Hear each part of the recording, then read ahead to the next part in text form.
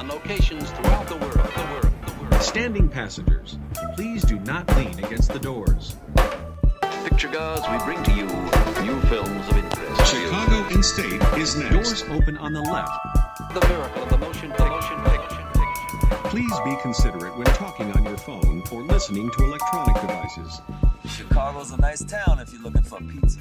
Welcome to 4 Stars, a Chicago film podcast, a podcast where we talk about movies set in or based in Chicago.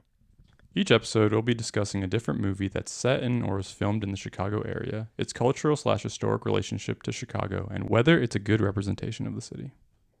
We want to figure out what makes Chicago movies different from movies about other cities, and to answer the question of what a Chicago movie even is. I'm Jeremy Martyr. I am a manager of the Music Box Theater and a programmer. I'm Paco Alvarez. I'm a journalist based in Chicago. And on today's episode, we'll be talking about John Sayles' 8 Men Out from 1988, a movie about the Chicago Black Sox scandal, starring, can I name them all? Michael Rooker, John Cusack, D.B. Sweeney? Mm-hmm. What's the guy who plays Eddie Seacott? David Strathairn. We have Charlie Sheen. We have John Sayles himself. We have Studs Terkel. We have Doc Brown. Yeah. There's a lot of mugs in this. There's a lot of face. Yeah, I think they did a really good job of getting people with old-timey faces. Yeah, 100%. And to talk about it today, we have author Noah Gittell, author of the book Baseball the Movie, to talk about 8 Men Out. But before we get into that, Paco, let's talk a little bit about what was going on in the city. Yes. So because we are talking about a movie about the Chicago White Sox, I pulled up through my research. I found a headline from the Chicago Sun-Times the same day that 8 Men Out came out, September 2nd, 1988. The headline is, Trades Sink Sox to Lowest Payroll. Little tongue twister. And the article is essentially just about how the general manager, Larry Himes, at the time had reduced the White Sox to the lowest payroll in baseball at the time. And so he had recently, that season, he had traded several like kind of high paying players, and the White Sox had a combined payroll of $5,686,500, which was the lowest at the league. They also had 7 players who were playing at the major league minimum of $62,500 at the time. I don't know anything about baseball, so I don't really know what all that meant. But maybe since you are the White Sox fan and historian here, could you give us some context? Like, what was going on with the White Sox at the time? Yeah, absolutely. I can be the baseball historian as long as you're the voice of the people, the voice of the people who don't enjoy baseball. I think this will be important because we have both people listening today. We have people who are steeped in White Sox lore and history, and those who are just coming to our podcast as fans of the city of Chicago and movies in general. I could talk a little bit about White Sox at the time.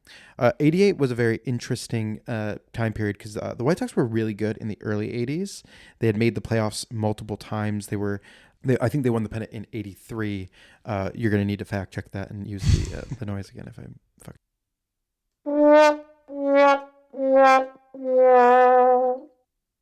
Hey everyone, Paco from the future here. Jeremy just mentioned that the White Sox won a pennant in 1983. Just wanted to give a quick fact check there. That is not true.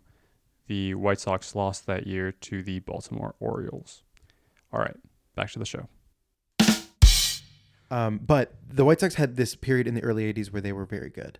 And then by the end of the 80s, they were sort of coming out of that period and cutting payroll like you're talking about. One thing that was happening was that the old Comiskey Stadium... You just got really emotional. I did. I almost cried. My best friend. Yeah, my best friend's wedding. So at that time, the stadium was sort of falling apart. It had been around for almost 80 years at that point. And Jerry Reinsdorf was pressuring the city to build him a new stadium. He was at that time in 1988 threatening to move the team to Florida, specifically to St. Petersburg, which is a very, very strange place to move the team. And in a sort of miraculous decision at the last second, the city decided to fund the new stadium. So in 1988, on the 30th of June, I believe it was, they decided to fund the new Comiskey, which broke ground and started. They built it in the parking lot of the old one, and it is a gorgeous stadium in my opinion. New Comiskey, then U.S. Cellular Field, and then Guaranteed Rate Field, and then the Rate, as they call it now. I really like the stadium, but they have future DraftKings stadium. Exactly. I think they should go back in time and just like have like old school like mob gangsters like Capone Stadium. Yeah, Capone Stadium sounds really cool. It sounds like Dillinger Field. Yeah, it sounds like something like a satire in the 30s would have made. Yeah, exactly. Shifty Joe comes to the mound. I really love this movie, and I think it represents Comiskey as this like greedy old man who's penny pitching and spending on all of his friends and his meals, and spending on the commission to investigate, but not on the players, which reflects the current period we're in with Reinsdorf. I feel like Jerry has this now modern Comiskey reputation of being like, cutting payroll, spending the least on his players, but spending just enough to be in the hunt, pressuring the city to pay for things that he should pay for, considering that he's a billionaire. We're currently in this period of time where there is all these rumors about them moving the team again to Nashville. There's this hope of this new owner, Ishbia, who might come in and save the team and everything. So we're in sort of another 1988 period or another 1919 period. We'll see. It's interesting. I guess I'll just give a quick rundown of the movie. If you're unfamiliar with the Black Sox scandal, essentially, it's a pretty complicated story. But as Jeremy was mentioning, Charles Comiskey was known as very thrifty, some would say, cheap, others would say. And the White Sox going into the World Series, the 1919 World Series, the players were feeling pretty pissed off about how they had been underpaid and kind of disrespected for a long time as one of the best teams in the league. And so Chick Gandil, played by Michael Rooker, kind of makes some deals with gamblers, kind of like double deals them, to put in a fix at the World Series to make sure that the Cincinnati Reds would win. And he gets these gamblers to pay him, he attempts to get the gamblers to pay him and the team several tens of thousands of dollars to throw the game. They do end up throwing the game, but then it ends up, the conspiracy ends up kind of falling apart. And the movie is really about kind of the players attempting to kind of wrest some power back from the owners, but what ends up happening is they end up in league with gamblers who are also capitalists, who also don't really have their best interests in mind, and who also end up fucking them over. So it's a fun little movie. It's an important time in baseball history and Chicago history, and luckily ever since then everything's been good. Gambling is out of baseball. No more gambling. Yeah. All the players have seized the means of productions, and we are in the golden era of baseball. And I just want to mention that this episode of this podcast is brought to you by DraftKings. We bow at the feet of our gambling overlords. Yeah. Thank you, DraftKings, for sponsoring the series. Yeah, you can actually bet on how many times we say or like during the episode, if you'd like, on the DraftKings app. How many times I say absolutely when a guest makes a good point. Yeah. Let's get into the episode. Let's get into the conversation we had with Noah. It was a very fruitful and an interesting conversation, so I'm excited to hear what he has to say about the film.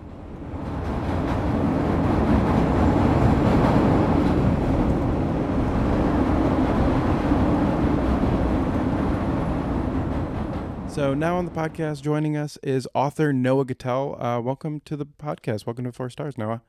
Thanks, gentlemen. Appreciate being here. We wanted to have you on to talk about all things baseball. Specifically, the movie we're talking about today is 8 Men Out. I wanted to start just by asking you a little bit about your connection to Chicago, since we're a Chicago movie podcast.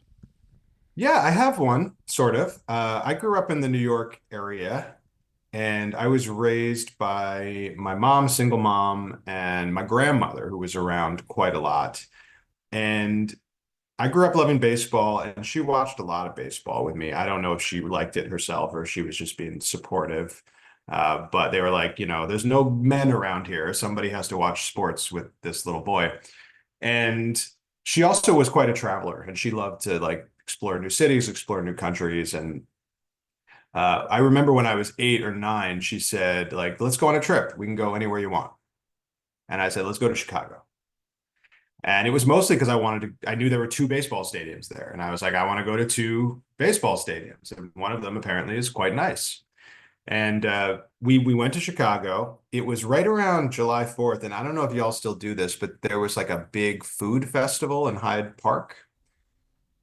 It may have been Taste of Chicago. Yeah, the Taste of Chicago, exactly. Yeah. And when I thought that was the coolest thing ever. I'd never seen anything like that before. So we hung out at the food festival, and somehow one of the mayor's aides started talking to us and heard we were tourists and invited us to like join the mayor in their private box for the fireworks that night. Whoa, that's crazy. So it was a totally memorable trip. We did see a game at Wrigley. We saw a game at, I think, what was then called Comiskey, the new Comiskey. And we had this incredible time with the mayor and watching the fireworks. And I remember we went to see a movie while we were there as well. I think The Naked Gun was out. We went to see The Naked Gun. And then, because my grandmother was quite a rascal, we snuck into another movie afterwards. That's the Chicago way. You're doing it the Chicago way. We didn't even know that. So that was a memorable trip. And then a year later, she was like, okay, let's go on another trip. Where do you want to go? And I said, let's go back to Chicago because we had such an awesome time. And we tried to replicate it, but we didn't have the experience with the mayor. We did go back to the ballparks again. Nice. Who was the mayor at the time? I think it was, I don't know. I honestly, I didn't care about the mayor. I cared about the food and the fireworks. It was the idea of the mayor inviting you to the city. It's probably better to not know who the mayor was. It was a middle-aged, disappointing white man. That's all I can tell you. Oh, it's probably Richard Daley. A Daley. Yeah, it's probably Daley Jr. I think it was a Daley. I think it was the younger Daley. I think it's that's a Daley, right. or it's someone serving, 12 to life. Yeah. So you mentioned a little bit your love for baseball. You went to both Comiskey and Wrigley. Talk a little bit about your love of baseball from a young age and where that came from and your introduction to baseball. Yeah, I mean, I was born in 1980. I lived in the greater New York area. And in the mid 80s in New York, the Yankees were good, but the Mets were better.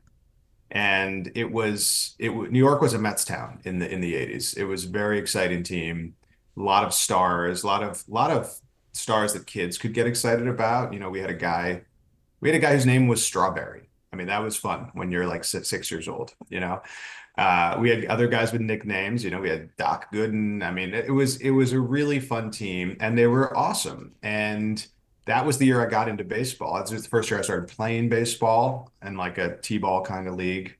And the Mets were the best team far and away that year. And, they almost didn't win the World Series, but they did in this magical, memorable way. And I think I was just hooked from that point on. I don't know why baseball hooked me more than other sports, except there was the Mets, and they were great, and they were fun, and that was it. And I've had dalliances with other sports since then, but I've never loved any of them as much as I love baseball. And in a lot of ways, I think I'm trying to revisit that moment, when I first fell in love with the game and when it was magical. I mean, baseball's always magical, but that was a particularly magical season. And I love being connected to that history, like I have a lot of problems with modern fandom and tribalism and all that, but I love being able to talk with other Mets fans and having the same touchstones, and that's being part of that community is very special to me. Yeah, I mean, very similarly, we live in Chicago. Chicago's a Cubs town, unless you're on the south side of Chicago. And I'm a north side White Sox fan. Been a White Sox fan my whole life. And there's something that we relate to Mets fans about. It's just there's something about being the the redheaded stepchild or the other team. Or I know you Yeah. grew up in an era where the Mets were on top, but I feel like in the scope of New York's history, the Yankees have all this success and international fame and everything. And there's something like with a chip on your shoulder about being the other team in a major market. No And question, no question. I even just when you said the Yankees have all this international acclaim, a little part of me got angry. Like yeah, not at you, but no, just but that idea, yeah. I yeah, was wearing a shirt with a big Mets logo on a Zoom call the other day, and so it was blue and orange, and someone was like, "Is that a Yankees shirt?" mm-mm. And I was like, "What are you talking about?" And they're like, "Well, isn't that the Yankees logo?" And I wanted to reach for the screen and murder them the because the orange is way cooler than the Yankees I colors. agree. That was the first thing I explained to them. I said, Yeah, you will never see a bright color on a Yankees uniform ever. But you're 100% right. Being the little brother in your own city is a specific psychological problem. And yes, I grew up in the 80s when the Mets were good, but I also grew up in the 90s, was surrounded by arrogant Yankees fans when the Mets were quite bad, like famously, colossally bad. So that was a very formative time for me as well. And I really worked hard to get over that. I have a lot of friends who are Yankees fans. They're nice people. But I can't quite rid myself of my Yankee resentment. totally. Yeah, I'm sure you're the same way with the Is there Cubs. is there a Mets movie? I'm trying to rack my brain. Well, there's not. Okay, so there's this movie called Frequency with Dennis Quaid, which is a time travel murder mystery Hmm. that is set against the 1969 World Series in Queens. It's not a baseball movie, but there is a lot of Mets stuff in it. And that's kind of the story with the Mets. There's not a single movie about them, but they factor into a lot of movies. They feature prominently in the Men in Black movies, for example. Right. And there's a lot of scenes that were shot at Shea Stadium because I think so many productions in New York and the Yankees were pretty tight about who they would like allow to shoot in Yankee Stadium, whereas the Mets owners would like do anything for $1. So Shea Stadium factors into some pretty bad movies, including uh, Three Men and a Little Lady, 2 Weeks Notice, Wild Hogs, I believe, has a scene set at Shea Stadium. So We, it's we not all the we all knew most. that. You didn't even need to say that. We all remember that Wild Hog scene. Who could forget? It's not the most illustrious filmography. If Shea Stadium had an IMDb page, it would not be a good one. Yeah, I guess getting to our specific topic, did you have a relationship to Eight Men Out before you started writing your book? Absolutely. Yeah. I mean, growing up in the 80s, I saw all these movies. Some of them I was probably too young to see when they first were in theaters, like Bull Durham or Major League, but I saw them as soon as I could. And I don't think Eight Men Out was one of my favorites when I was a kid because being 8 years old and into period movies, like that's kind of a weird thing to be. But as soon as I was old enough to really understand it and understand film, it definitely became one of my favorites. And the older I get, the more I like it. Like it rises up my list of baseball movies pretty much every time I see it. What I really appreciate about it now, I mean, I have much more nostalgia for that era of baseball now than I did when I was a kid, first of all. Like, I'm fascinated by that era of baseball now. I love looking at baseball reference pages for people who were around in the early 20th century and the 1910s and everything. And I'm fascinated by that period of history too. So seeing it painstakingly recreated the way John Sayles did is a real pleasure. And just appreciating Sayles as a filmmaker as well, and what he brings to the table, the perspective that he brings to the table, revising the story of these guys who cheated and were thrown out of the game, and telling that story in a more holistic way that includes everyone's perspective, literally everyone, and painting a portrait of this culture of corruption that was in Chicago at the time and probably the world. I just have a great appreciation for that approach. And of course, he has the humanity, the humanism, and the technical skill to pull it off. Yeah, definitely. I was in your book. You talked to Sales, and I guess he also wrote the forward. But Mhm. something I was struck by was how one of the reasons why Eight Men Out feels different from other, I mean, generally just more other historical movies from the time, but other baseball movies from the time. You can tell that, or he mentioned specifically that it came out of kind of like the 70s and like that more like much more cynical era. Yeah, I mean, he said he wrote it in the 70s. I think the book it's based on came out in the 60s, if memory serves. And then he wrote it in the 70s when he was, I guess, just writing a lot of spec scripts, trying to get his career off the ground, essentially. And he said the film that was most influential on Eight Men Out was All the President's Men. He thought of it as a conspiracy movie more than a baseball movie, which I think is fair. I mean, there's certainly a good amount of baseball in it, but there's more not baseball in it. And his line that he likes to repeat, I've heard him say it in a few interviews, and he said it to me as well, is like the thing about conspiracies is they fail because the guys in charge of it don't have enough meetings. Like they're never all on the same page. And he definitely put this into the movie where guys didn't know exactly like when they were getting paid, when they were not getting paid. They didn't know were they supposed to throw the whole series or just one or two games. And of course, there were two conspiracies going on at once, which complicated things.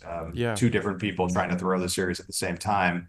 And he clearly is having a lot of fun, like mapping all of that out and putting that down on paper. And yeah, it fits in better with the 70s than the 80s, but it also, it's to me, it serves as sort of a corrective to the ethos of the 80s in a really interesting way. It's not the sort of pure nostalgia of so many 80s baseball movies. I mean, I think it trades on our nostalgia because it knows that when we see guys talking in old-timey Chicago accents and wearing those uniforms, there's part of us that wants to go, oh, things were so much simpler back then. That's just sort of inherent in how we perceive that stuff. But then he shows us how it wasn't simpler. And in fact, it was like just as corrupt and complicated as things are today. So I think he's really smart about how he wields that nostalgia, and that makes it, a response to the ethos of the 80s more than sort of a reinforcement of it.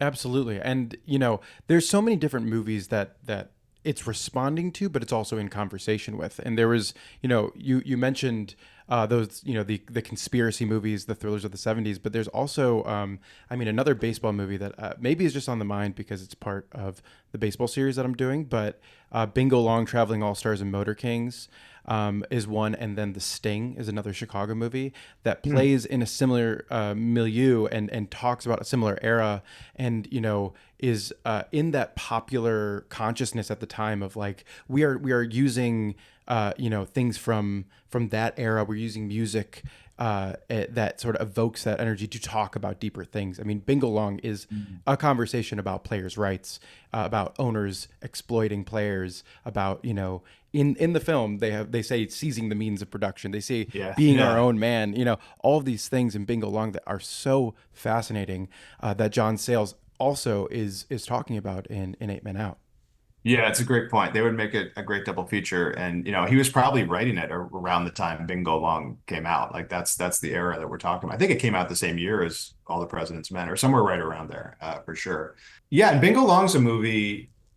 I talk about it a lot in the book. I really was proud of that chapter about how it tells the story about the Negro Leagues that very few films have ever been willing to tell. Certainly none before then, and very few since then as well. And I think, that movie has had a bit of a critical reappraisal, or at least a remembrance, over the last maybe decade. People have started to talk about it more. But I hadn't really even heard about it until 10 years ago. And it was sort of a hit when it came out. I mean, it had James Earl Jones and Richard Pryor. And I mean, it had two guys from the Star Wars universe in it, Billy D. Williams too. I mean, this is a big movie.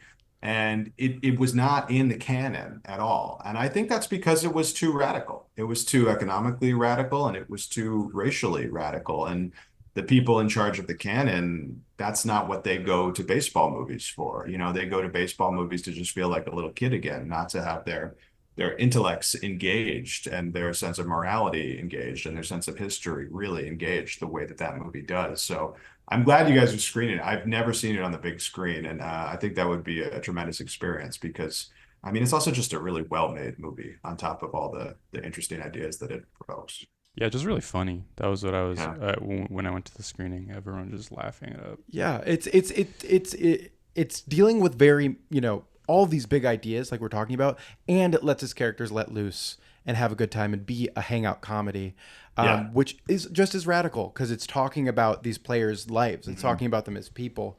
The Richard Pryor scenes are just unbelievably funny. He was on And it's such a worth masterful. pointing out that, the things they show the players doing during the games, the shadow ball and all the goofing around that they do, that had never been seen before. Like, because that was not captured on film at the time. So this was sort of like the first visual representation of it that most Americans had ever seen. And for that alone, like it deserves its place in the canon, I think. 100%. And you've been steeping in baseball movies. Can you talk a little bit to us about that change from like that 70s style of baseball movie to the 80s that the Eight Man Out comes in, that sort of push to nostalgia, to remembering the past, to sort of going to maybe a more comfortable space? Yeah, I mean, it tracks identically with what was going on in the country at the time, right? I mean, Reagan was elected uh, on a platform of nostalgia, essentially. Everyone remembers the Morning in America ad, which was 1984. That was for his reelection campaign, but that was what his whole campaign was about. It was a "Make America Great Again" campaign before Trump, and people were pretty desperate for good news, good vibes at that time. The last couple of years of the 70s were pretty bad. I think the 70s as a whole, anybody who watches the film of the 70s knows was an era of disillusionment and darkness, and people were desperate for something different. And Reagan gave them that. And baseball, I think, provided a pretty good vehicle to deliver that nostalgia as well. I mean, it always does, because when we think about baseball, we think about being children. So there's like the personal nostalgia element to it. But then there's the political nostalgia of returning to the post-war era when, baseball was the only major sport really at the time. Football was around, but not in the form that it was in the 80s. And it just makes everything seem simpler to think about that time. So you have a movie like The Natural, which came around in 1984, I think. And the thing about The Natural is it deserves a lot of credit for reviving the genre. And it was a hit. It wasn't like a monster hit, but it was a hit. It was nominated for some Oscars. I feel like just the fact that Robert Redford was in it was what really helped, because he was such a tastemaker. I mean, he was somebody like, if he says, "Hey, the baseball genre is important enough for me to like take the time to make this movie," then that made other people feel like, okay, we should probably jump on this bandwagon. And I do think that's what happened. And of course, this has been said many times before, but the book The Natural is based on is not nearly as optimistic as the movie is. The book is actually pretty dark, especially for the 50s when it came out. It famously ends on a strikeout. It ends with this player trying, even though he's been paid not to trying to hit a home run and failing. And that's the end of the book. And it's as dark and brutal as the end of a book can be. And it's very noteworthy that the powers that be, I don't know if it was the studio or if it was Barry Levinson, said, no, no, no, this movie has to end on a home run. It has to end with him standing in a field in middle America, having catch with his son, which, as I point out in the book, is the image from another famous baseball movie that came out in the same decade. Uh, and I think that just speaks to the mood of the country at the time. I mean, there was renewed celebration of rural America, of middle America, really lionizing those as like the proper American values. And it was a time when America was going to prize, victory and hope over everything else, even over reality at times. And I think that is what The Natural was all about. Yeah, and the Natural, as you speak about in your book, is one of three representations or takes on the Shoeless Joe Jackson story. I know The Natural's not a direct adaptation, but it's taking so much of that same energy and putting that into a fictional character. Can you talk about the trifecta of The Natural, Field of Dreams, and Eight Men Out, and what you think each three brings to the same story? That's such a good question, and I say that because I don't entirely know the answer. Like, I'm still trying to figure out why this generation of filmmakers was so obsessed with this story. I've heard some theories out there, but I can't say for sure. All I can say is like I know why Shoeless Joe was singled out from all the people on that team. Like he was the best player on the team, one of the best hitters the game had ever seen, and honestly probably still has ever seen. If you look at his numbers, they're pretty unimpeachable. And he had this legend associated with him with the of having lost his shoe. He had a great nickname. I mean, he was famous even before he got to the majors because the Shoeless Joe thing happened in the minors, I believe, or on an independent team or something.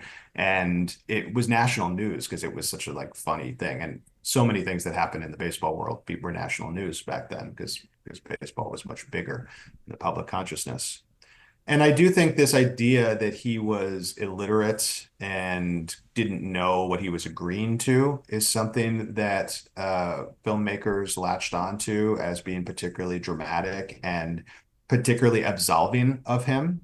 You know, some of the other guys in Eight Men Out, like, were not as innocent as Shoeless Joe is portrayed as in the movie. The fact that he hit so well during the World Series certainly helps to make his case. So I think that's why he became the totem for the team. But I don't really know why the Black Sox in general became such a point of fascination for this generation of filmmakers. If you guys have ideas, I'd love to hear them.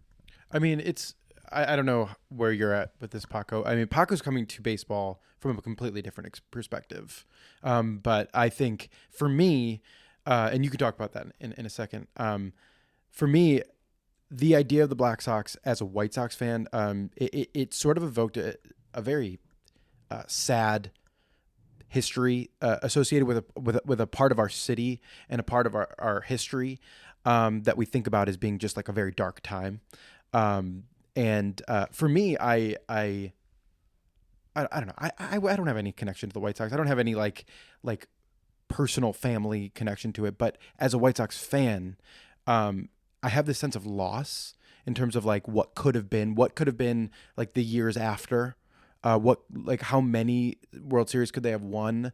How far could that dynasty have gone if they hadn't caved into this pressure? And I think the Sales movie really puts into context the economic situation, what goes into like the human element of corruption.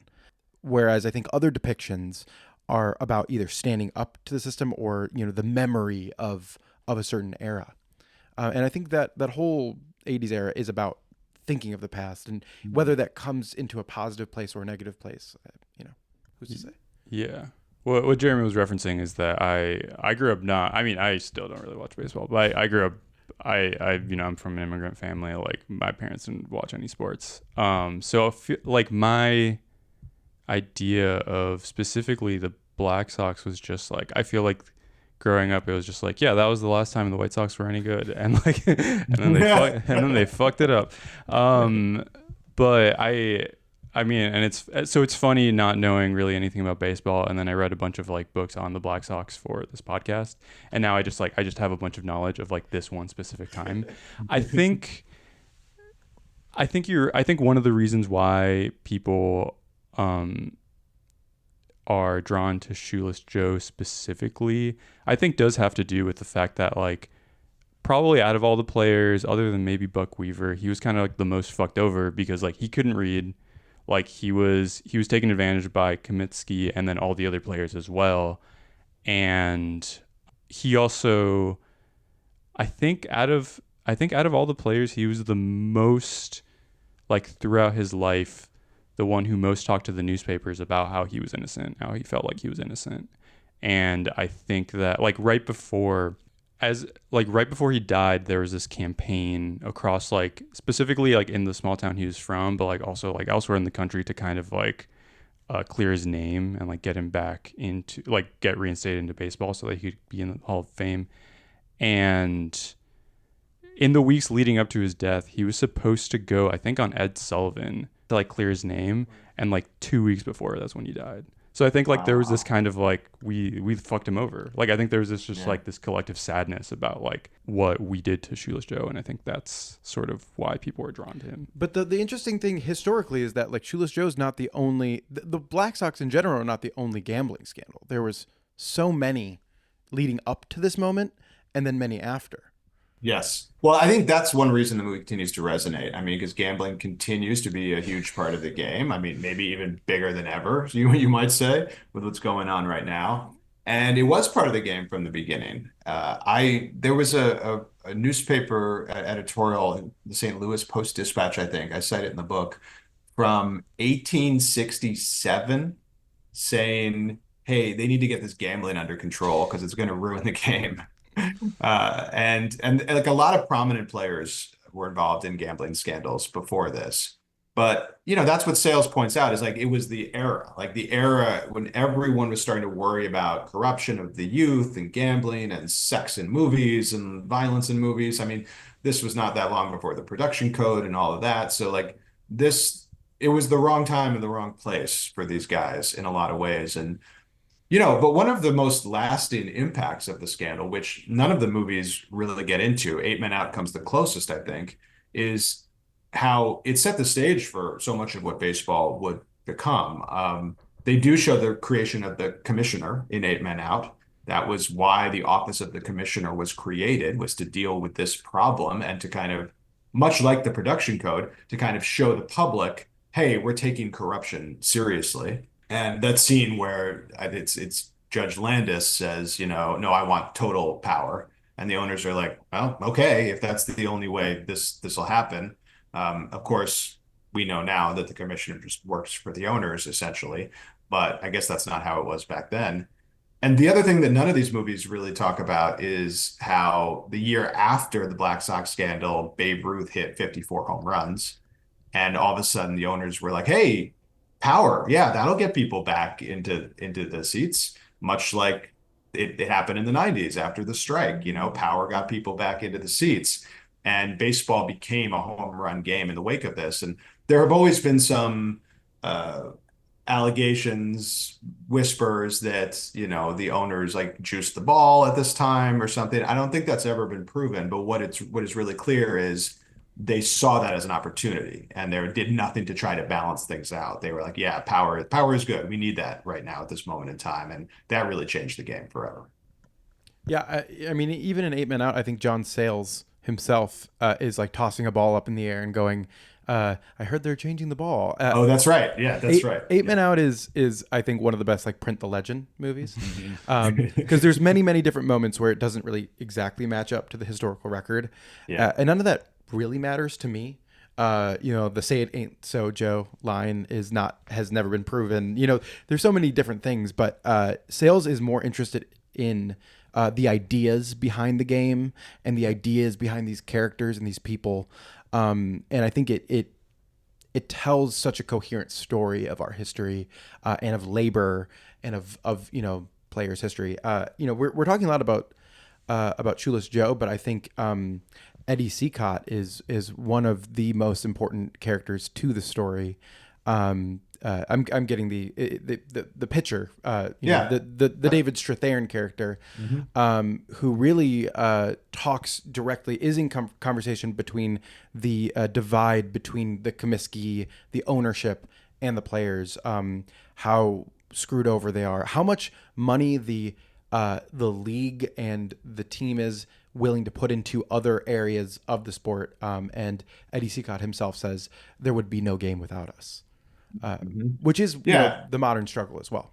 Absolutely. And there's, the crucial scene. It's honestly, it's the first scene I think of when I think of the movie where he's asking for his raise and Comiskey, you just see how Comiskey holds all of the power. And there's really nothing he can do to earn the money that he deserves. And Strathairn is just like the perfect actor for that role because he has such decency to him, that he never comes across as greedy. He never comes across as wanting more than he has. Unlike, Michael Rooker, like you're not going to cast Michael Rooker in that role. So I think the casting is really, really ideal. And yeah, in a lot of ways, Seacott is sort of the moral center of the movie. As he goes, so goes the team. And when he turns, like, you really understand why he turns, and it kind of gives cover to everyone in a way. I'm very fascinated by Sales's decision to cast himself as the hottest, most moral, ethical man in the world. But he also pairs himself up with Studs Terkel. Yeah. And it's such an awesome duo that those two have. They have such good chemistry for being non-actors. I mean, I don't, Sales has a history and a background, but Studs and him are just, there's entire scenes that they just take over. And I find them so charming.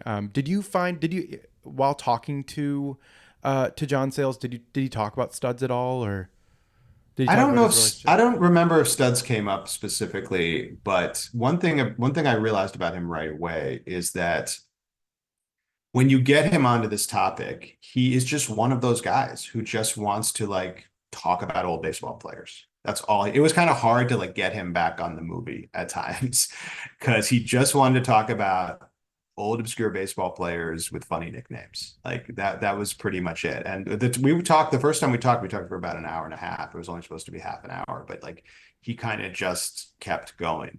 So he really loves the game and he really loves that era. I know, well, last time I saw him, he was talking about a book he's working on that has nothing to do with baseball, but he was still finding ways to like work baseball into it. And he's just a genuine baseball man, and when you see one of them, it's like they're instantly identifiable. And he's one of those guys. How did he end up writing the forward for your book? So I didn't know him at all, but I reached out to him and really all the filmmakers who have made baseball films that I was writing about. And I think I reached out to his agent or something, or his manager, and he wrote back like very quickly from his personal email address. And we set up a time to do a Zoom. And we talked, as I said, for about an hour and a half. And when I was thinking about who I wanted to write the forward, he was very high on my list. There were a couple names I was considering. And I saw that he was speaking about the movie at Yale. I lived in Connecticut at the time, and he lives in Connecticut as well, which I actually didn't know. I thought he lived in upstate New York for some reason, but he lives in Connecticut, and he came and introed Eight Men Out at the Yale Archive, Yale Film Archive, which is a great. They show old prints for free to the public like every week there. It's amazing, and sometimes new prints as well. And I just figured I should go like make a face-to-face connection with him, because who knows? So I went down there and I chatted with him in person. And then I just emailed him and asked him to write the forward. And I didn't hear back for like 2 weeks. And then I just got an email from him with the whole forward in the email. And it was pretty amazing. And I haven't talked to him since. I sent him a copy of the book. I said thank you. And that was it. But it was really a thrill to be able to put his name alongside mine on the cover of the book. Yeah, the intro itself is, I mean, the book, and stop me if I'm praising you too much. It is incredibly well written, and you go so deep while being accessible. And I think that's sort of the Sales magic too, of like he is a very straightforward filmmaker. He talks about his subjects in a very accessible way, while also not putting any extra style or spin on certain things, and it really gets to the truth of the matter. And I think your book reflects that. So it does make sense that Sales did the forward. He talks a lot in the intro about how this is the game that is so perfectly tailored for cinema, for film. Can you talk about that a little bit yourself, and why you think baseball is the best sport for cinema? Yeah, first of all, thank you for those words of praise. It's funny. I never really thought about it that way before, but like I think I am trying to do a version of what Sales is doing, which is talk about political topics in a way that is accessible and non-confrontational, that is a sort of human way of talking about them. And if you look at some of the Amazon reviews, I'm not sure I totally succeeded in making it non-confrontational. One of my favorite reviews I got was someone who said, if you read Baseball the movie, four things will become immediately clear. Noah Gittell loves baseball, loves movies, is an excellent writer, and hates Ronald Reagan. He even found a way to shoehorn Ronald Reagan into the chapter on The Sandlot, a film about the 60s that came out in the 90s. I really appreciated that. It was a well-written review. So I didn't see, but I'm sure Sales has heard a lot of that criticism You can put himself. that on the back of your second edition. Yeah. I really would love to. Um, but the question after that No, just was, talk a little bit about why you think baseball oh, is the the cinema. best. Yes, Yeah. the cinema of baseball. Well, to me, it there's a few different factors to consider. I think one is that the game is three-dimensional in a way that other sports are not. Football and basketball and hockey, there are certainly like there's depth to the sport. It's not a literal two-dimensional sport. But baseball, the ball like moves in every direction on every play. It's thrown at the batter, it's hit away from the batter, it's caught by somebody, it's thrown over here, it's thrown over there. I think that makes it has a lot more depth. It's more interesting to film, and in some ways, it's probably easier to film as well. I know Richard Linklater told me, I interviewed him for the book, and he's like, football and basketball are hard to film. Like the choreography of them is very complex. And it sounded like that was part of what like made him not ever want to tackle those topics, despite him being a fan of those sports. So I think that has something to do with it. But more than that, I think spiritually, it has a lot in common with westerns, which is like one of the fundamental genres of cinema to me. When I think about baseball, like the image I have is a pitcher standing 60 feet away from a batter, them staring at each other. It's like a duel. It's like a Leone movie. I picture Eastwood and Lee Van Cleef like staring at each other. And that sense of individual confrontation that other sports don't really have. I mean, I guess basketball has it every now and then. You clear out and it's kind of a one-on-one situation, but that's not the essence of the game the way it is in baseball and the way it is in boxing, which I think historically is the other most popular sport to be in movies, especially back in the early days. But even now with the Creed movies, they sort of like it lives on. But that individual confrontation, I think, makes it very compelling on film. The fact that the players are not wearing helmets or masks, like you can see their faces, I think helps with that quite a lot. Yeah, I mean, it's the only sport that really like is both an individual sport and a team sport. And that is great because you can show the ensemble and you can get this spirit, this like sense of community with baseball films, and you have the individual drama at the same time. And I think that's a compelling set of principles. Absolutely. I think baseball, has opens up an opportunity for conversation on the field in a way that many other sports do not have. I think the worst example of that in other sports is when like a player's like backing down in the paint in basketball and they're having dialogue scene and they're just like they're dribbling and they're having a conversation in a way that no basketball movie or no basketball game has ever worked. But for baseball, you can have a pitcher's mound visit. You can have the first baseman and the runner. There's so many different ways in which you can have fans in the stands. There's so many different avenues for conversation.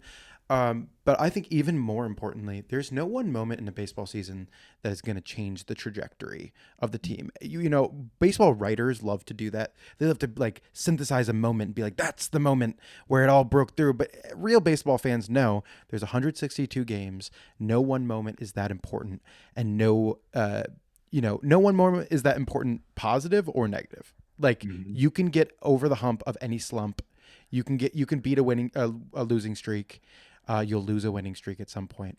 And I think that the rhythms of that match so well with cinema. And that's what I think you captured so well in your book. Yeah, thank you. I agree. On your first point, I agree 100% about all the opportunities for dialogue. I would also say there's an opportunity for internal monologue in baseball that there isn't in other sports, right? I mean, what is going through a quarterback's mind when he drops back to pass? Like you couldn't get that on film. That's like 1,000 things happening at once. But after every pitch, there's a moment for a batter to like stop and think. And the best baseball movies either like literally have us hearing what he's thinking, like in Bull Durham, or like, give us a sense of it. Like we have a moment to stop and like breathe in the moment and think about what's happening. Or they have the play-by-play announcer set the scene, in between pitches. And that stuff you just don't have time to do in other sports. There is no internal monologue in basketball or in hockey in the same way. So I think that's really special. And Sorry, what was your other point? I wanted to No, no. respond to that too. I just think that like that baseball has these rhythms, has Yeah, this yeah. slow pace to it that I think slowing things down is never interesting in my opinion. Oh. Slowing things down, making them more visually interesting, or like the worst baseball movies in my opinions are the ones that like slow to a crawl in the ninth inning and he hits a grand slam. Like that shit is so boring to me. And uh, Bull Durham, which you just mentioned, has the best example of this, where the big home run goes unmentioned and Yeah. unnoticed to the rest of the world. Yes. And it's important to Annie Savoy and it's important to Crash. But other than that, the rest of the world doesn't know. And he hits that home run and he quits. The Um, genius of that movie is that it is in the minor leagues, and that changes everything. You know, they don't even show us the beginning and the end of the season. Like, we don't know, how did the Durham Bulls end up doing that year? We have no idea. He doesn't even end up on the Durham Bulls at the end of the year. And I think that's what's great about it, because it changes the focus, away from who wins and who loses to who are these people and what is this sport. And I do think, because the season is long and because of the seasons in which it begins and ends, it also offers an opportunity to kind of convey life, human life, and the rhythms of human life in a way that other sports really don't. We all know that Bart Giamatti quote about how baseball is designed to break your heart. It starts in the spring, it ends in the fall. I mean, it's like a whole life in there. And the best baseball movies capture that as well. I think we should wrap things up. Thank you so much for joining us, Noah. It's been a pleasure. I have one more burning question. When you Mm. played baseball as a kid, what position did you play? Oh, I was kind of a utility person. They moved me to catcher at one point, and I was very proud of that because Gary Carter was my favorite player as a kid. Of course, this was before people stole bases in the league, so I didn't have much to do, but I knew it was an honorable position. I also once remember hearing my coaches making the lineup and saying, well, we could put Noah at third. He can play anywhere. And I overheard that and I was like, yes, that is like the greatest compliment. So being a super utility guy was my high watermark in Little League Baseball. We've talked up your book. Do you want to do any more promo on it, or talk a little bit about what else you got going on? I don't have anything else going on. I'm trolling around for ideas for another book. I'm playing a lot of music these days. I feel semi-retired, to be perfectly honest with you. But I'm gonna be in Chicago. I'm excited to introduce this screening on the 23rd. And yeah, the book is out there. I think it's on sale at Amazon right now, if that's where you want to buy it. There's a lot of other places to buy it too. But it's a good book, and I poured my heart and soul into it. And I think if you like baseball movies, you'll definitely find something to enjoy in there. Thank you so much, Noah. Yeah, thank you so much. Thank you I'm guys. just gonna one more time mention that the Music Box Theater where I work is going to be playing Eight Men Out with Noah introducing on March 23rd. It's been a part of our Play Ball series, which has been a long time coming for me. I've been pitching it since I started working there. Mm. And it's all sort of leading up to the release of a new film called Ephus, which is fantastic. That comes out on the 21st. So 8 Men Out is part of the opening weekend of that film. Yeah, I just want to say, go see Ephus too. I reviewed it at Washington City Paper. You can find my review there. I used to live in DC, so I write for them sometimes. But if you like baseball movies, we should support Ephus because we would like more of them to be made. And this is the first. I know it's an indie film and everything, but it's the first high-profile baseball film in a long time. So I hope it does well, and it's a good film as well. So you should see it. Exactly right. Support Yeah. independent cinema, support independent theaters, and support baseball movies. So thank you so much for coming on, and I can't wait for the screening.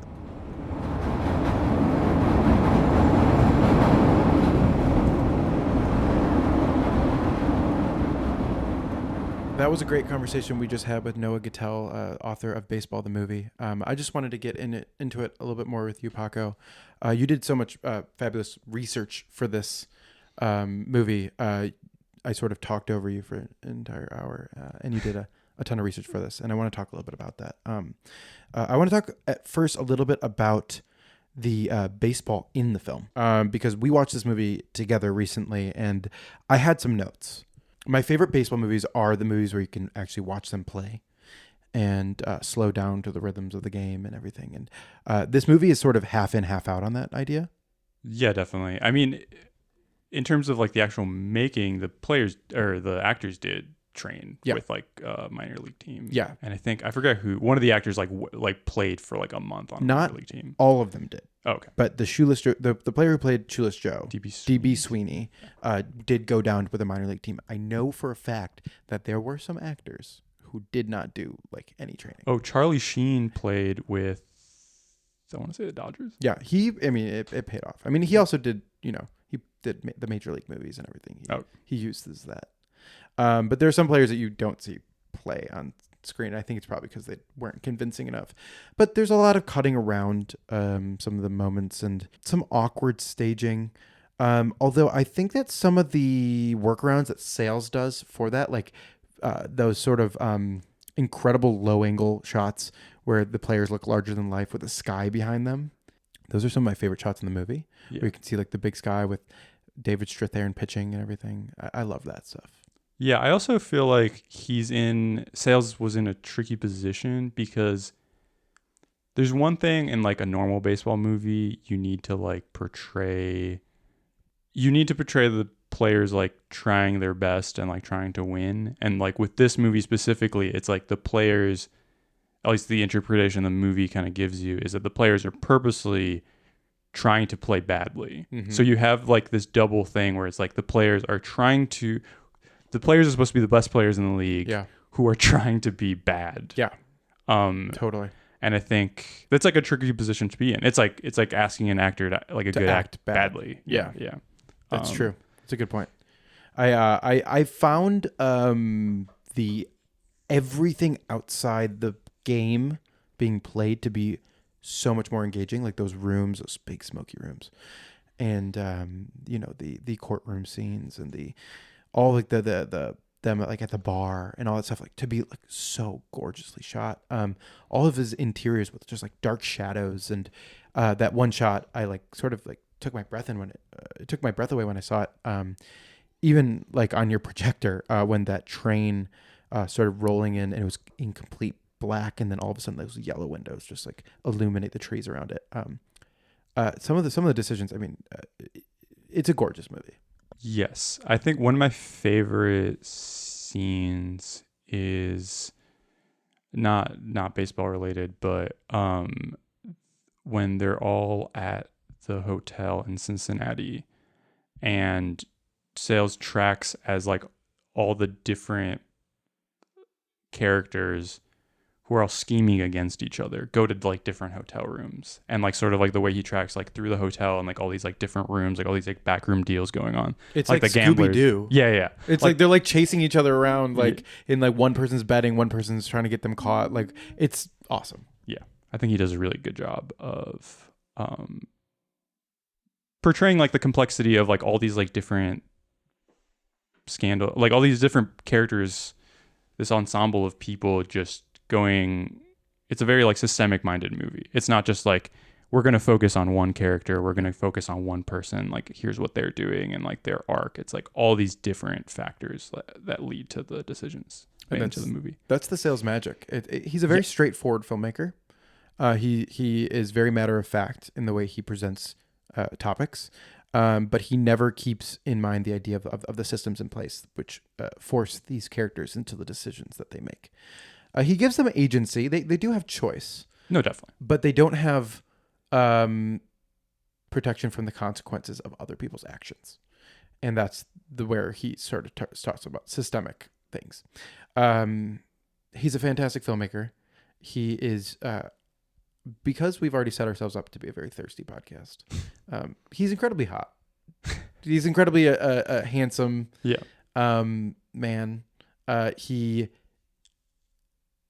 He frames himself in the movie as the upstanding moral and ethical sort of position with him and Studs. Yeah. And I love that because he gets to sort of be like I make him sound so egotistic.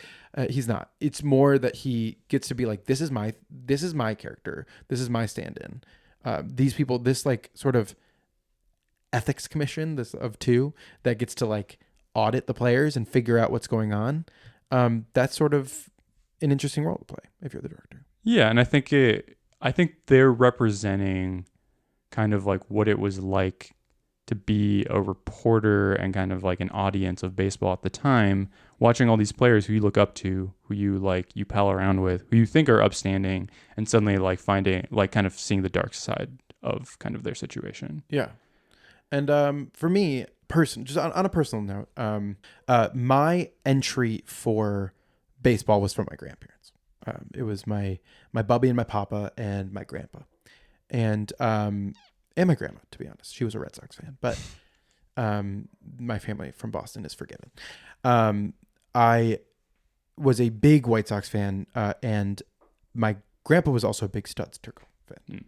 And those two ideas, the idea of my grandpa Cy, who would have these Studs Terkel books and these books on ethics and workers' rights and all these things, and unions and all these things around, would tie those ideas in my head together as both like the Black Sox and baseball and labor. Like those things were always tied.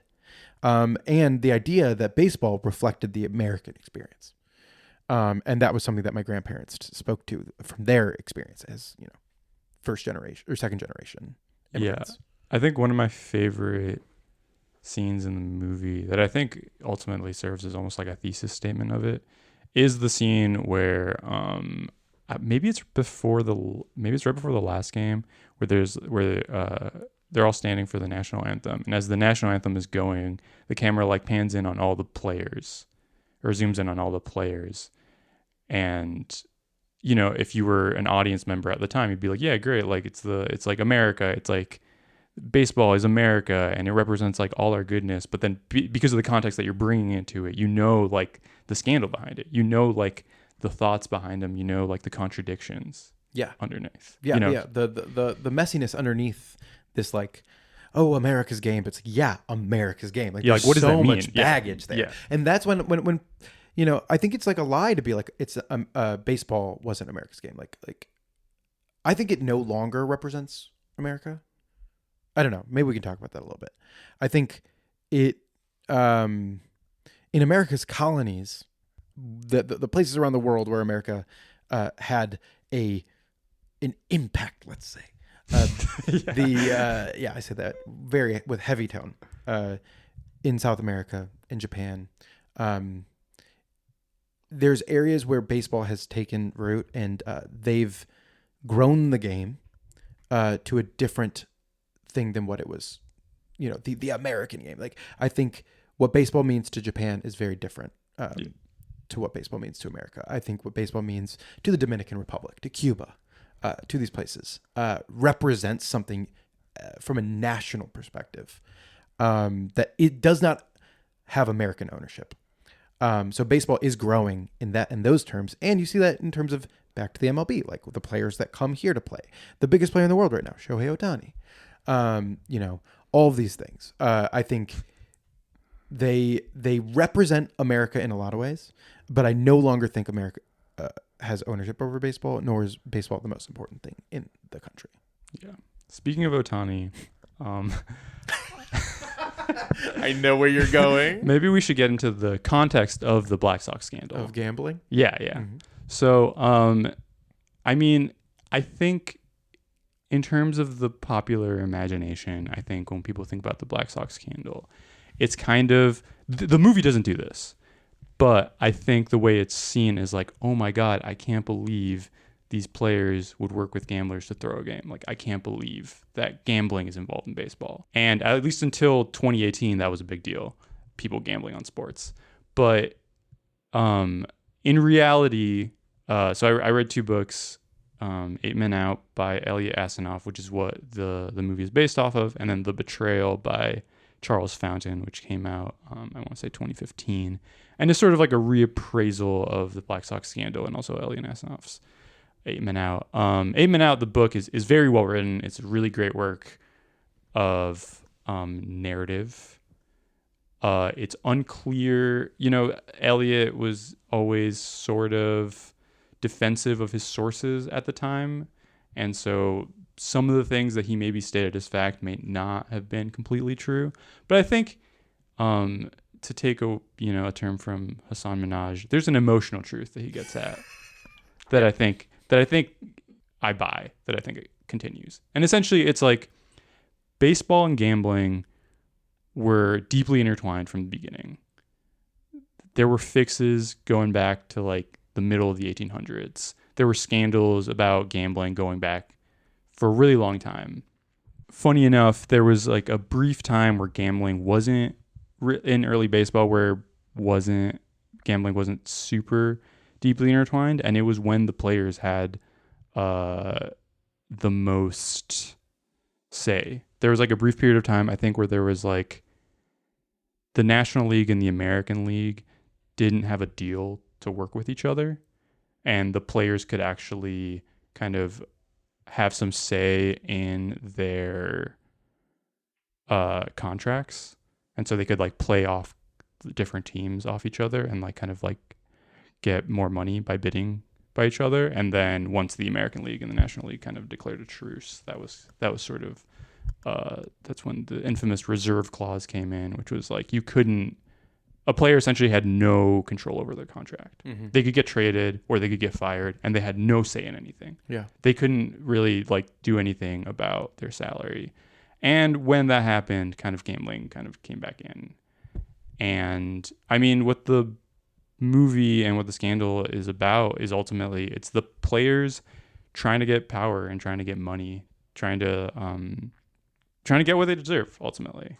There would be no game without the players. Yeah, exactly. And I'm a firm, believer in players' rights. And I think what we're seeing now in baseball with player salaries is detrimental to baseball players. I think everyone pays attention to the Otanis, to the Aaron Judges, to the deals. When I was a kid, it was the Alex Rodriguez contract, the biggest in history. The Juan Sotos. I think what we're seeing is a wealth disparity, which is also reflective of America right now. But like the players at the top making the most, and the players at the bottom making the least.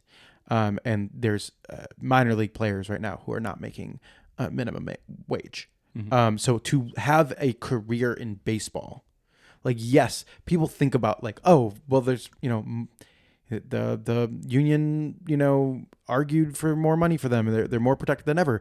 Yeah, but not everyone falls under those rules. Like if you play single A ball, or if you play in an independent league, you don't have those same worker protections. And this movie talks about the biggest players in the world, but there's so many other people who try to make a career in the sports. So it's fascinating to me. There was also just many other times in history where gambling was an issue. There was the 1947 season. There was the manager of the Dodgers who was embroiled in a scandal. There was the Reds, multiple scandals throughout the Reds career, which is interesting that they were all involved with the Black Sox too, where there was players that Johnny Bench, the famous catcher Johnny Bench, reported, I think, that someone threatened their pitcher before a game. And then famously Pete Rose, when he was a manager. Which was right around the time this movie came out. Yes. So it's back in the public consciousness. Betting, gambling, all of these things. Pete Rose currently is banned from the sport for life. Just like all the Black Sox. Just like all the Black Sox. And will never make the Hall of Fame for that reason. And it's fascinating. Yeah. And I think baseball, obviously, I mean, maybe not now, but for a time, baseball definitely wanted the image of gambling not associated with it. And I think that's precisely what the scandal ended up serving for, like, the baseball owners, was this opportunity to exercise the bad apples and start the game anew, essentially. Like, it served as like a really good turning point specifically for the owners, where like, okay, like, we got rid of the bad players, we got rid of the gamblers, like, now the game is clean. And I think that's sort of, for a long time, that's how the scandal was seen. And I think the end of the movie specifically, there's Shoeless Joe playing in New Jersey, and one of the, I guess, Buck Weaver, John Cusack's character is watching, which I don't think that would have worked. But when there's like a random guy in the New Jersey audience, and it's like, oh, it's just one of those guys from Chicago. Like, who cares about them? Yeah. They were kind of thrown away. I love the way that last scene looks. Yeah, The washed out. the weird like gauziness. Yeah. Is interesting. I was curious why he chose that. Yeah. It's really because it's not sepia toned. No, but It's something else. There's definitely it's a different. The rest of the movie is so like straightforward and not really like nostalgia filmy, and that scene is like it's an interesting thing. Yeah. But yeah, I mean, there's some historical inaccuracies in the movie. Something Noah brought up is there's a scene in the movie where Eddie Seacott is supposed to get I want to say $20,000 or $10,000 raise from Comiskey for winning 30 games, and he only wins 29. I think it turns out that that's not true.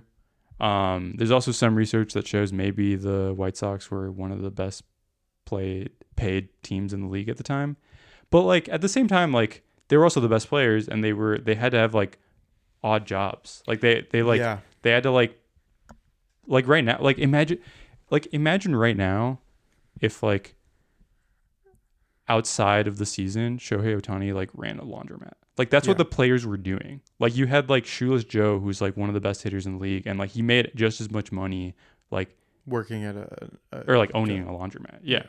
And I think so regardless, like that's what I'm saying, like there's an emotional truth to it. Like regardless of like whether or not they were like, I mean, they were paid pennies compared to like the amount of value they were bringing in. Well, exactly. That's more the issue is like how much the owners were making. Yeah.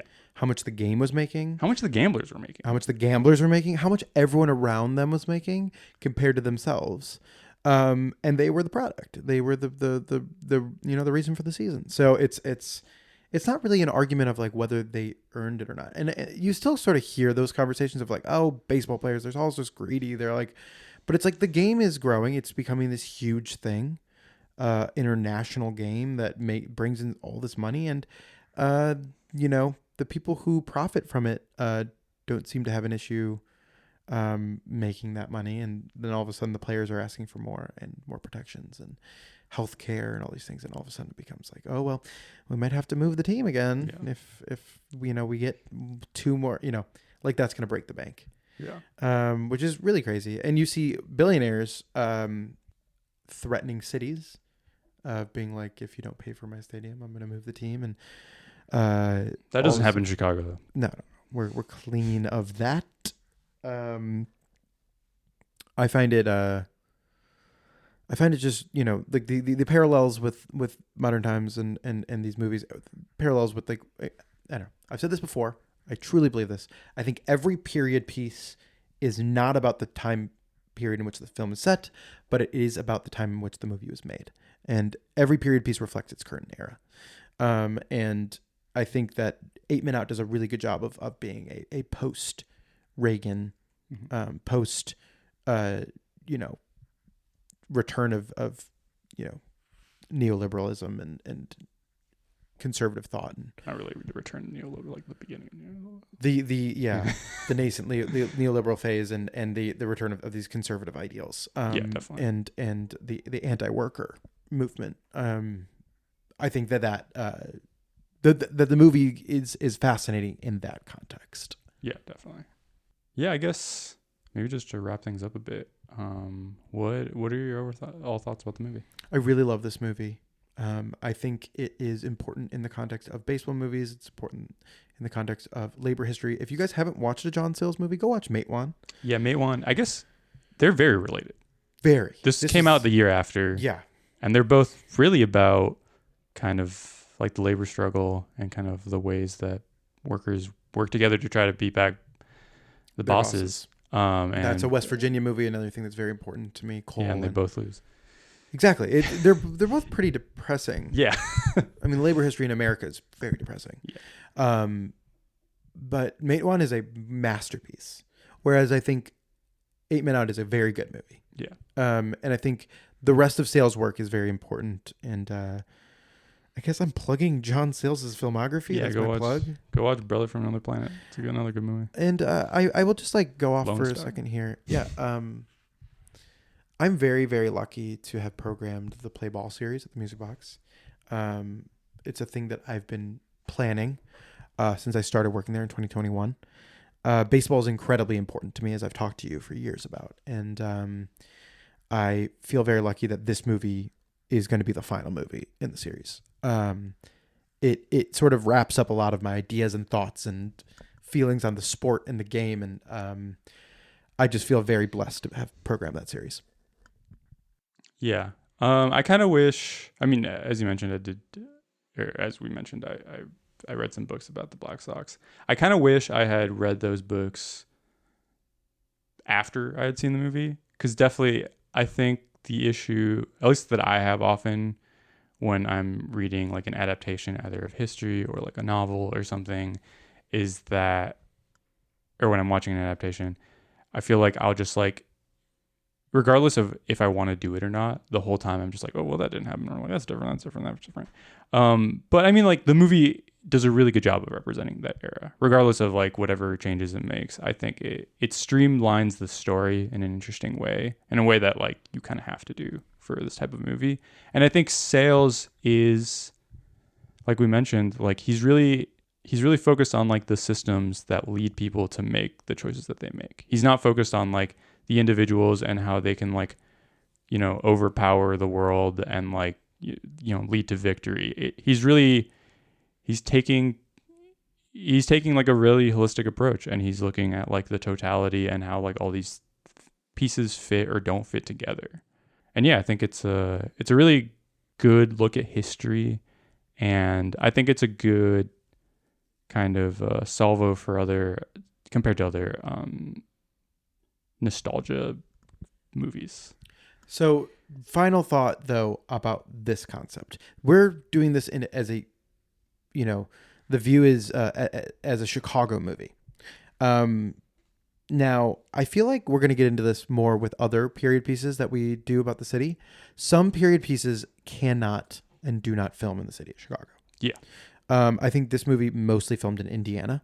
Yeah, and they shoot some of the city scenes are actually, there's like an old historical district in Cincinnati that they just haven't changed since like that time period. Yeah, and so, you know, I understand. Yeah. Why they have to do that. I mean, there's parts of Indiana now that look like Chicago of 1919. Shots and fired. Yeah, exactly.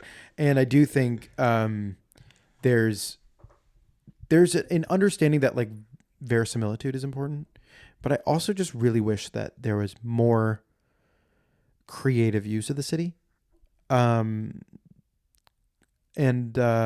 So that was just one thing where I noticed a few shots that I was like, that could have been, you could have faked this. Mm-hmm. Although I understand like once you're filming in one location, like you have to, It's a lot easier. to just continue shooting there. But as a stickler for those things and something that we're talking about on the podcast in terms of like it as a Chicago movie, I think it's important as the history of Chicago.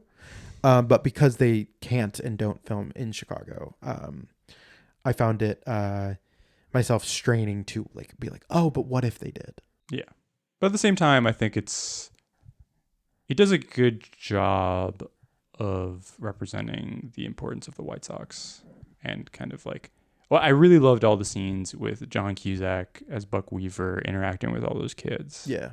Like, I think Newsies? like, I just like the players' relationships to like their fans and to the crowd. Yeah. I think that was really great. You're right. There's some really great scenes of like, just like human interaction and just like with Eddie C. Cott and his wife. I really like their relationship.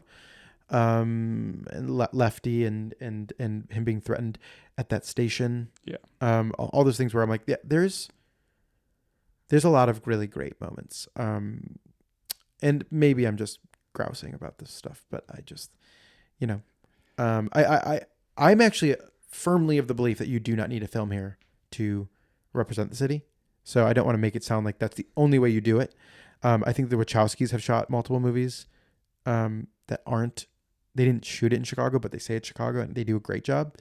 And so John Sayles, to give him credit, does a good job of evoking the era and evoking the city. So in that way, like I give him a firm pass. But I just still... Hear that, John Sayles? Yeah. This is for you, John. We love your work. But yeah, I guess... just to wrap things up, What would your rating be for this movie? I think like due to all the factors we talked about, the importance of John Sayles as a filmmaker, the historical element, my love for the White Sox, I think I would give it 4 stars, kind of like The Flag. Yeah. I love John Sayles as a director as well. And I think I love his approach to history. And I think focusing on not just the individuals, but sort of the things that make them and the things that why they do the things that they do. And just, now that I know nothing about baseball, but I know a lot about the Black Sox scandal, I think he does a really good job of representing the complexities of it. So I think I would also give it 4 stars, just like the Chicago Flag. Mm-hmm. This bit's going to hit really hard when we do a shitty movie. Yeah, like 4 out of 10 stars. Great. I thank you so much for listening, and continue to listen to the podcast. Share it with your friends. Rate us on all platforms. It really helps, with visibility. So thank you so much. Yeah, and don't forget to support the Nashville White Sox next season. Thanks for listening.